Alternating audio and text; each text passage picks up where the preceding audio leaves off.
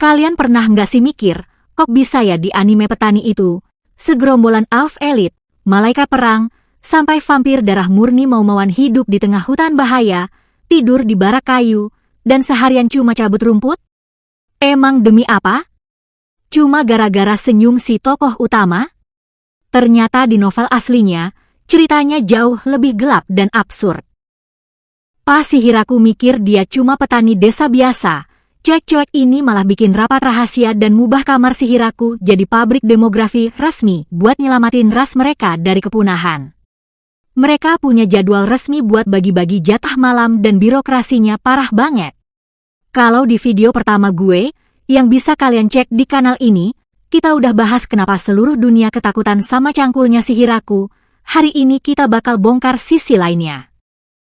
Hari ini kalian bakal tahu gimana matriarka tersembunyi ini secara nggak sengaja nyiptain pasukan anak-anak mutan, dan gimana bocah-bocah ini pas sekolah di ibu kota iblis, cuma dalam beberapa bulan bisa bikin elit politik bertekuk lutut dan nunduk sama mereka.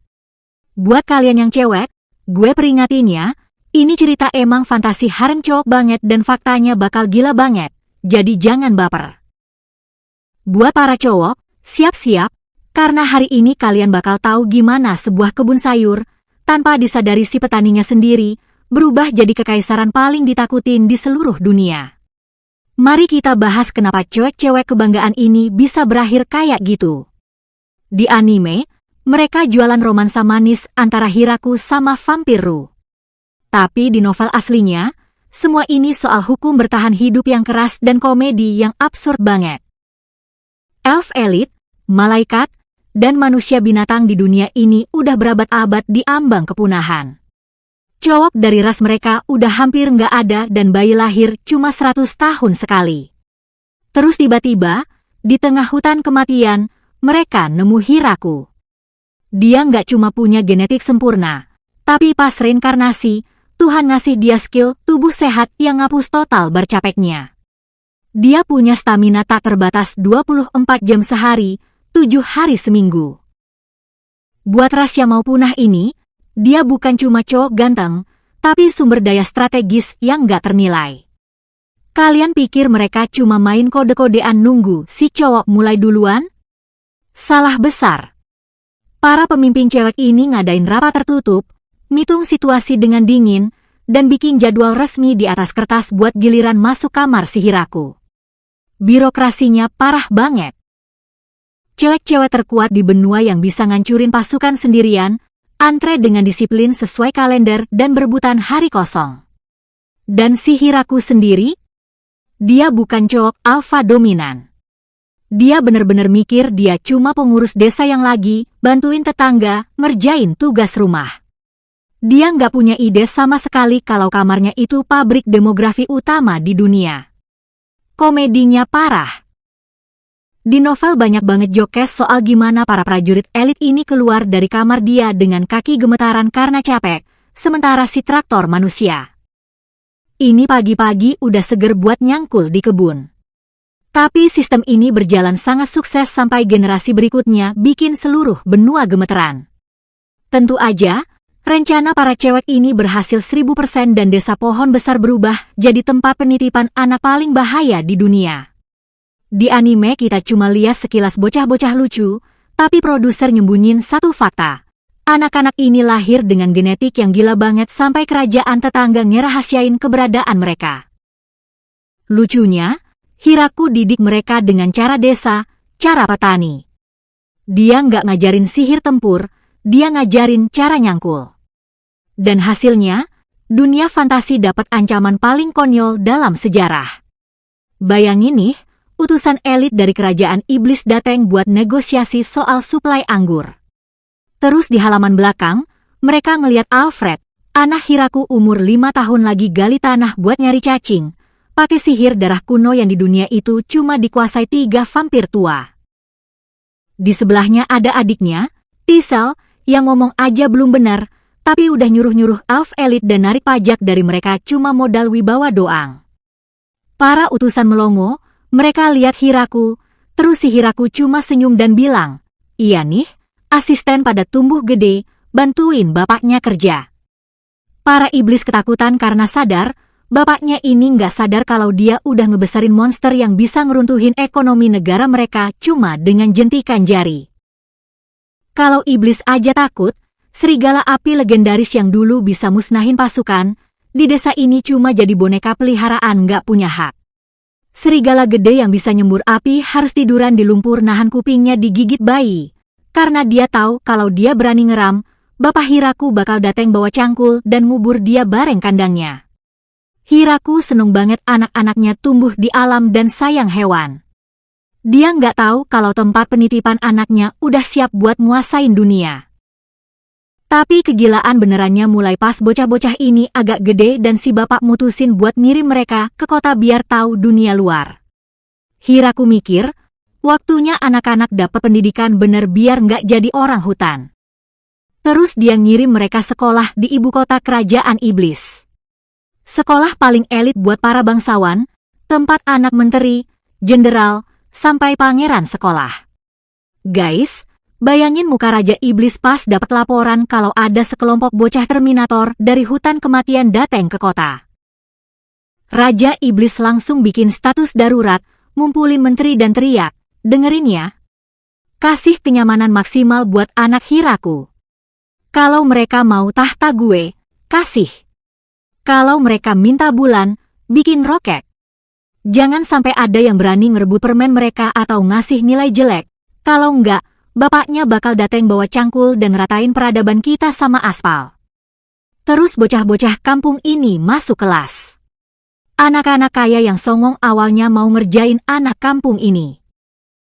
Tapi mereka cepet banget sadar kalau itu kesalahan fatal. Anak Hiraku nggak kenal takut sama gelar atau mahkota. Di rumah, mereka biasa lihat naga kuno jadi orang-orangan sawah, dan malaikat kematian masakin kue buat mereka. Emang pangeran siapa sih? Siapa mereka? Di novel aslinya kacau banget. Si Tisel, anak Hiraku yang masih cedal, dalam 2 minggu udah barisin semua anak duk di kelas. Pas guru-guru gemeteran di depan papan tulis, bocah mafia 5 tahun ini ngatur siapa yang bawa tasnya, siapa yang ngepel kelas, dan siapa yang harus kasih jatah makan siang. Bocah-bocah kaya yang biasanya songong, sekarang langsung nurut, karena pas ada yang berani macem-macem, si kecil Alfred cuma bunyiin jari dan hawa di sekitarnya jadi berat banget sampai semua tanaman layu. Kepala sekolah tiap hari minum obat saraf. Dia takut banget masuk kelas karena tahu di balik anak-anak ini, ada laba-laba perang segede truk atau vampir elit yang siap nyabut kepala siapa aja yang berani ngelihat anak-anak itu dengan tatapan aneh. Sementara itu, Hiraku lagi di desanya, ngurus kotoran hewan dan dapat surat dari ibu kota bilang anak-anaknya murid paling rajin. Bapaknya terharu bangga mikir, wah, anak-anak gue sopan dan akrab sama temennya. Dia nggak tahu sama sekali kalau anaknya udah nguasain bisnis pedagang lokal dan pangeran dijadiin pesuruh. Tapi kalau kalian mikir ekspansi pertanian ini cuma sampai di anak-anak, kalian nggak tahu gimana ekonomi bawah tanah Hiraku kerja. Pas anak-anaknya nguasain ibu kota, si Hiraku di desa diam-diam ngelakuin apa yang disebut di politik sebagai blokade ekonomi total. Dan yang paling nakutin, dia ngelakuin itu sambil senyum-senyum. Hiraku cuma lanjut kerja di kebun. Tapi karena cangkulnya artefak dewa, hasil panennya nggak masuk akal. Karena kebanyakan anggur, dia bikin anggur fermentasi. Dan disinilah dunia fantasi kena jebakan, mereka nyobain anggurnya. Di novel, anggur desa pohon besar bukan sembarang minuman. Itu narkoba legal buat para raja, penguasa, kaisar, dan jenderal iblis kalau sekali minum langsung nggak bisa mikir jernih. Mereka nggak bisa lagi minum minuman sampah di gudang kerajaan mereka. Perang intelijen pecah cuma buat dapetin anggur ini.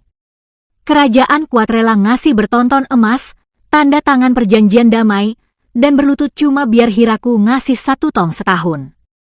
Si petani, tanpa sadar, punya senjata ekonomi mutlak. Dia bisa ngehancurin ekonomi kerajaan manapun cuma dengan ngelarang mereka minum anggur.